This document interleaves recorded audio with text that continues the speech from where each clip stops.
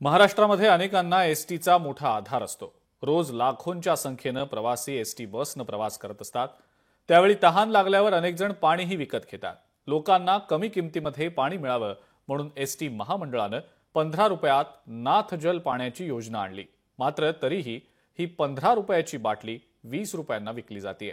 पाहुयात महाराष्ट्रातल्या एसटी स्थानकांवर प्रवाशांची कशी लूट होती येते या स्पेशल रिपोर्टमध्ये।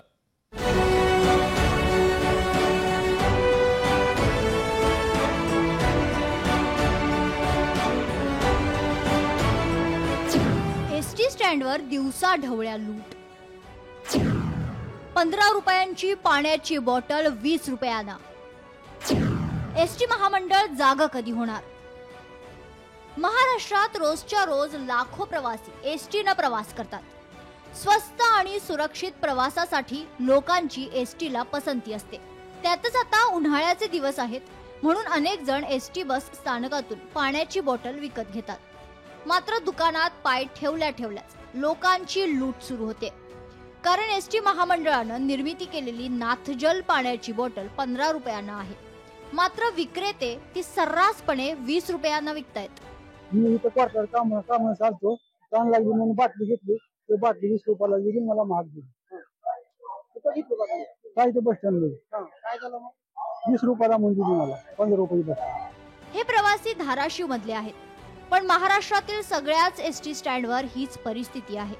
बसस्थानकातील कॅन्टीन, रसवंती गृह तसेच इतर स्टॉल मधूनही लोक पाण्याच्या बाटल्या विकत घेत आहेत। मात्र त्या 15 रुपयांऐवजी 20 रुपयांना मिळत आहेत।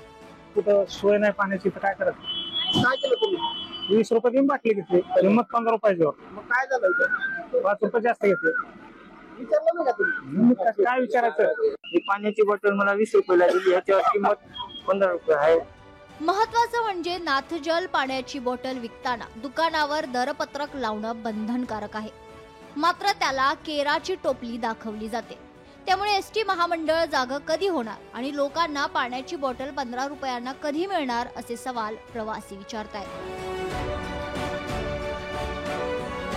काकासाहेब कांबळे, लोकशाही मराठी, धाराशिव।